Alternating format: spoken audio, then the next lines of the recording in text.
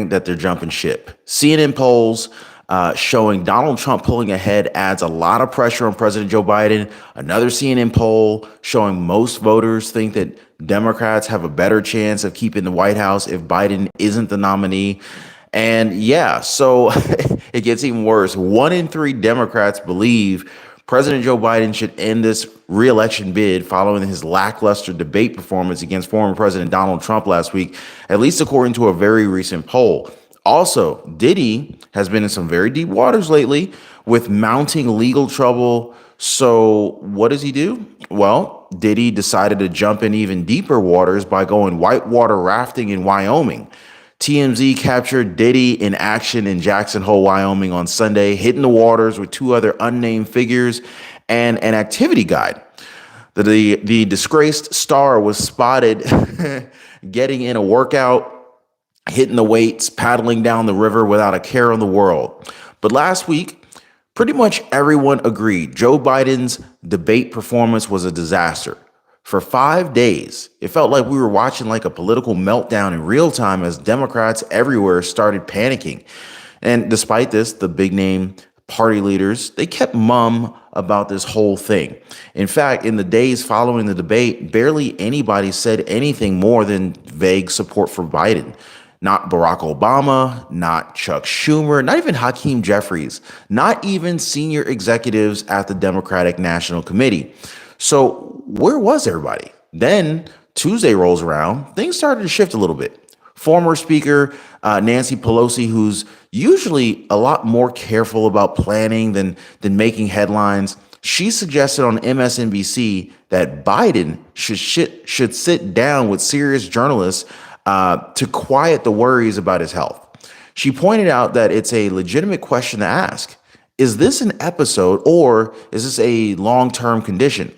And given the fact that Nancy Pelosi's she's 84 years old. Yeah, I really don't think that she's just pulling the age card here. Representative James Clyburn of South Carolina, whose support was critical for Joe Biden getting the nomination, he also chimed in. He said that he would support Vice President Kamala Harris if Biden were to step aside. So yeah, we are not at the what if stage anymore. We're well past that, guys. We're really kind of starting to voice out they're really starting to voice out their disapproval for their own president. And this couldn't be more real at this point. Then there was Texas Representative Lloyd Doggett, who became the first seated lawmaker to make the demand that Biden should step aside. That got everybody frantically refreshing their browsers and social media to see who else might very well weigh in. So, at that point, we were pretty much left wondering whether it was going to be just a few voices like, former Representative Tim Ryan in his co-op ed, or maybe a wave of opinions that could completely reset the Democratic playbook. But honestly, who can we really blame here? I mean, according to a new political report, some of President Joe Biden's top officials are scared shitless of displeasing him in daily briefings. According to a senior administration official, Biden is unwilling to take advice from outside of his inner circle, becoming increasingly isolated from wider public opinion and input. And so what is Biden's inner circle really busy with? Well, they're working overtime to convince voters that he has what it takes to be president and that the first lady is actually leading the charge. Now, according to Joe Biden, when he gets knocked down, Joe gets back up. And that's what we're doing today. Now, could it have anything to do with Joe Biden bowing out of the 1988 presidential race? It came after an investigation revealed that Joe Biden lifted portions of a speech by United Kingdom Labour MP and Margaret Thatcher challenger Neil Kinnock. So basically plagiarism. And then from there, essentially, apparently Jill Biden, Lady Jill Biden, I should say, she may have actually gotten a taste and decided that they're not going to let go of this power this time around, by hook or by crook, as they say. So what do you guys think about this? Now, some people, they're commenting that, with how she's been handling this, Jill Biden has just made herself the worst first lady ever in tandem with the worst president ever. And seriously, guys, it really just kind of makes you wonder, who has actually been running who's been running the country for the last 4 years? Now, a closer look into President Joe Biden and his political party. We're going to dive deep into this. By the way, guys, if you haven't already, please take a second, hit the like button for the video, subscribe to the channel. I really appreciate the support from you guys. What's going on, Trucker 2022, Fed Up Patriot? We got Snow Snake Survival. What is going on, Drunk with Power? Good morning, everyone. But real quick, here is actually Fox News here commenting on how President Biden couldn't even reach out to the governors after that horrible debate. Take a listen. This just in, multiple Democratic sources confirmed to Fox News that Democratic governors yesterday held a call to discuss the latest developments regarding President Biden's 2024 re-election campaign in the wake of the president's extremely rough performance in Thursday's debate with former President Donald Trump. Now, the call was organized by Democratic Governors Association DGA Chair Governor Tim Walz of Minnesota. Sources familiar with the call described it as a forum where the governors could discuss what was going on with Biden, but that there was no serious talk of urging the president to step aside. One source characterized it as a gripe session. Sources also tell us that the Biden campaign was aware of the call ahead of time. And from a national Democratic official familiar with the call, quote, Democratic governors are some of the president and vice president's most proactive and vocal supporters because they've seen how the Biden-Harris administration's accomplishments are directly benefiting their residents. The Biden-Harris team is in constant communication with the governors and their teams, including about yesterday's meeting. News of the call was first reported about 90 minutes ago by CNN's Jake Tapper. Kaylee, I want to get your thoughts on that. What say you about, let's take the response about how there's always the communication and they're in great standing. And what do you note about this call? It's inconceivable to me. I mean, former President Trump, I was around him a lot after 2 debates. I was around him after events. He was constantly picking up the phone and calling allies, governors, senators, congressmen. And the notion that you've had a disastrous debate performance, widely panned by CNN, by MSNBC, by your allies, by Joe Scarborough, that you wouldn't pick up the phone and call governors? I mean, why not is the question. Is he, number one, too stubborn? Is he, number two, unable to call them? I mean, those are the questions that come to mind because it makes no sense. The only thing I would postulate is maybe there's more going on behind the scenes than we know. Maybe he is really considering stepping aside. Maybe that explains why you wouldn't call the governors. That's the only thing I can postulate. And Lisa, another interesting thing to note as well. So as we mentioned, it was organized by Governor Tim Walz of Minnesota, but who also appeared on this network to defend Biden post-debate. So what say you about him being the organizer behind this call? Well, I just want to say real quick, and looking at these images of Joe Biden, I finally agree with the sentiment, orange man bad. Just want to put that on there. I've had bad spray tans too, so, it happened. Okay, but anyway, all right. So, I am loving. So, yeah, apparently word got out that Democratic governors had to hold what they called a gripe session after that disastrous CNN presidential debate for Biden. And one can only imagine what they're talking about here, because a lot of these Democrats, they're saying that they're more concerned about what's best for them rather than what's best for us Americans. You know what I mean? And after that debate and, quite a bit of hemming and hawing, Democrats may be starting to skirt their way around the possibility of President Biden. At least they're starting to talk about it. Now, as I mentioned earlier, former Speaker Nancy Pelosi, Representative James Clyburn, and even Texas Representative Lloyd Doggett, they were the first Democratic leaders to say what everybody else has been thinking all along, that Biden may not be up for another go around at this thing here. I mean, we are talking about being the leader of the free world here, right? And even with all the noise, that's pretty much, nothing but the leaders of the party. They are still concerned about being nominated again. Now, unless they totally torch the party rules that they updated back in 2022, the Democratic National Committee is pretty much locked in with President Joe Biden. Now, they might end up nudging Biden to try to bow out, considering that, he's a very determined 81-year-old at this point. This is clearly likely to be his final rodeo, but it's a long shot. They could even try to dismiss the 14.3 million votes that President Biden got in a pretty uncompetitive primary. That's another option. But, that would also basically be a slap in the face in the narrative that they're trying to push here, which is that former President Donald Trump poses a dire threat to U.S. democracy. And then, of course, there's the very uncomfortable truth about the current Democratic uproar. The party's top figures just haven't risen to the occasion at a critical time. Now, after the debate, the response was pretty lukewarm at best. There were no strong words from Barack Obama, Chuck Schumer, Hakeem Jeffries, or even the senior hands at the Democratic National Committee. Even Nancy Pelosi might have been too late to the game and just too reserved in her comments. RFK Jr., though, tells TMZ that if Democrats replace Biden with a candidate who has a better chance to beat Trump, that he himself will drop out of the race altogether. Take a listen. Only time in my lifetime when a sitting president decided not to run after he threw his hat in the ring was when your father ran in 1968. Lyndon Johnson dropped out of the race. If that happens with Biden, there are some obvious people here who might run, and that would be Gavin Newsom, Raphael Warnock, Gretchen Whitmer, Wes Moore. Are any of those candidates palatable enough for you that you would throw your support behind them and not run? Or are you in it for the long haul?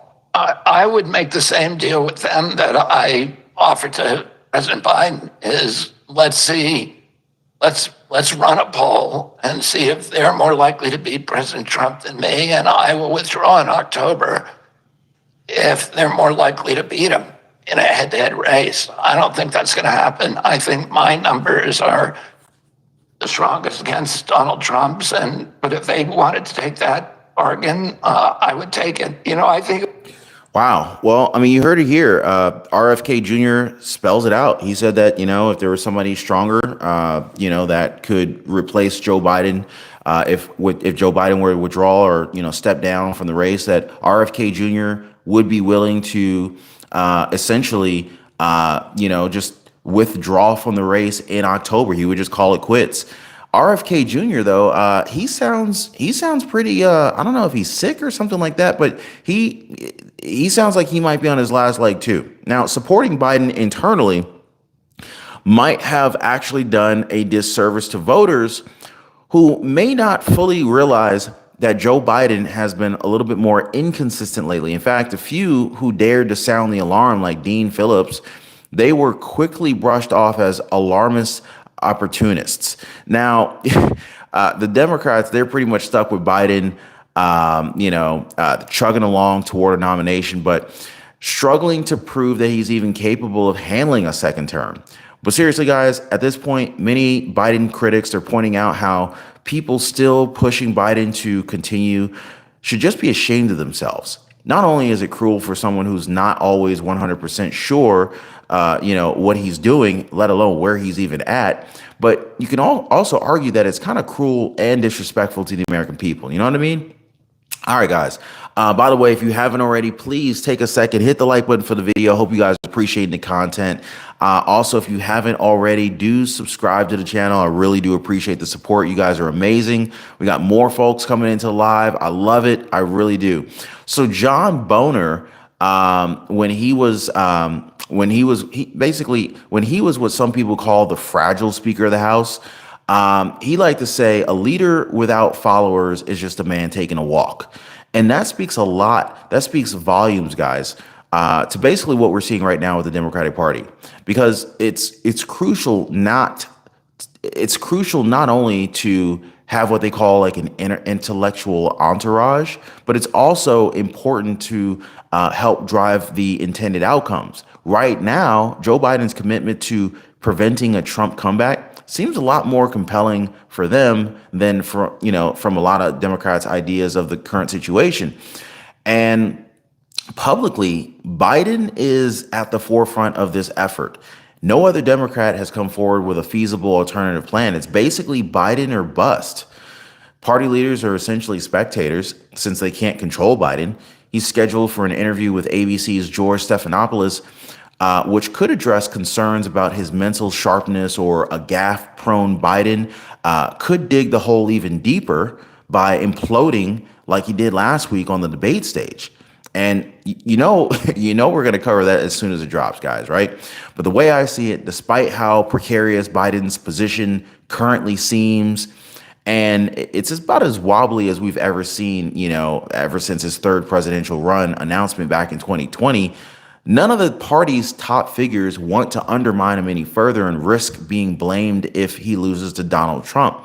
But I guess his supporters they're still hopeful that he still has time to recover in the polls. But what do y'all think? Is Biden going to recover in the polls and beat Donald Trump? And then, of course, maybe the likes of Nancy Pelosi and company offering advice were trying to boost him and not boot him. But so far, the party elite, they're mostly observing and they're waiting. They might actually choose to stay reserved, especially if they feel that they can't alter the current trajectory. Keep their powder dry and all that kind of stuff. You know what I mean? Now, as we've seen countless times before, our political system doesn't really encourage principled standards, and instead rewards those who can point to wins. Critics of Donald Trump within his own party, like Liz Cheney, Adam Kinzinger, they found themselves ousted. And they're not, people around, people watching that, they're not going to forget that. Only 2 out of the 10 House Republicans who supported Donald Trump's second impeachment survived their primaries. And similarly, of the 5 House Democrats who voted for Bill Clinton's impeachment, 3 switched to the Republican side, and another one joined George W. Bush's administration. In Washington, it's usually wiser to kind of toe the line instead of, unless you are certain that you can take the Titan down. Now, the Democratic leaders, they understand this and they're acting accordingly, at least until they're sure stepping in would actually make a difference. Now, for every public nudge from figures like Nancy Pelosi or Clyburn, there are a lot more conversations held privately hoping for a turnaround. But let me tell you guys, with 18 weeks to go until Election Day, time is running out. And it looks like Biden's chances of winning are getting narrower and narrower by the day. What do y'all think? Is Biden really going to be able to beat Donald Trump on this one? Because it looks like his chances of winning is getting slimmer and slimmer. So, and you guys should hear what Biden's staffers are saying about the president. So according to a new report from a senior administration official, President Biden's top officials are scared shitless of displeasing him in daily briefings. The way that they described it is kind of like, oh, you can't include that. That'll set him off. Or put that in there. He really likes that. They're saying stuff like that. And they say it's kind of like basically, he's not a very pleasant person to be around when he's getting briefed. Let's just put it that way. They say it's been very difficult and people are scared. But yeah, so the official told Politico that Biden is unwilling to take advice from the outside. Basically, he's an island at this point. He doesn't want to hear anything from anybody outside of his very, very small inner circle. So basically, the president's becoming increasingly isolated from wider public opinion and input. Now, according to the official, Biden doesn't take advice from anybody other than those few top aides. And it becomes a perfect storm because he just gets more and more isolated from these efforts trying to control it. And true enough, you can see what his top advisors are doing here. I mean, just look at First Lady Joe Biden. Joe Biden's inner circle is working overtime to convince voters that he has what it takes to be president, and that the First Lady is leading the charge. Now, this may be a result of what happened way back in 1988, when Joe Biden chose to bow out of the 1988 presidential race as a result of the investigation revealing that Joe Biden lifted portions of a speech by United Kingdom Labour MP and Margaret Thatcher and challenger Neil Kinnock. It led to the media suspecting him of plagiarism. Now, according to one political commentator back in 1987, Jill saw him be forced out of the press. Pundits, polls, it was really a scarring experience for both of them. So they learned from that experience, and they're not trying to have their hands forced like they were back in 1987. So yeah, according to a few sources, Democrats very close to Joe Biden said his wife, Jill Biden, is the only person who could convince him to step down. But Jill, she's unlikely to convince the current president to step down or drop out or withdraw from the race. So yeah, Jill Biden, she wants to keep the spotlight. We don't see her making that happen. But some experts say that basically all the Bidens are out of touch. What do y'all think? Are the Bidens completely out of touch? Let me know, guys. Nadia Hillard, a senior lecturer in the U.S. politics at University College London, she said recently that it's impossible that the Bidens have surrounded themselves with yes men, and basically psyching themselves up to say, hey, we can do this, without being in touch with the millions of Americans and many supporters or previous supporters of him asking him to step down. But I don't know, guys. Maybe they're not talking about Biden stepping down because they just really don't have a replacement for him in the first place. I mean, there were talks of, Kamala Harris, Gavin Newsom, Michelle Obama, but really, I mean, who's really going to replace him? Seriously. I mean, because no matter who they put in there, they still see Donald Trump beating them with no problem. So I guess maybe they're looking at it like, why go through all the trouble? You know what I mean? I'm telling you guys, it looks like Donald Trump's chances of winning are getting bigger and bigger by the day. So let me know in the comments down below. Now, speaking of, check out my other video about Biden's VP, Kamala Harris, and her recent appearance at the BET Awards, talking about Project 2025. Oh, yeah. Basically, Harris appeared in a skit with Taraji P. Henson just days after the explosive Trump versus Biden CNN debate. Harris and Henson, they discussed some serious topics like women's rights, the Supreme Court, freedom. But a lot of people just kind of found it cringe-worthy and awkward and gaslighting people. But anyway, check that video out after this one. I'll leave a link for you guys down below. If you haven't already, please hit the like button. Totally appreciate you guys. Thanks so much for supporting, and I'll see y'all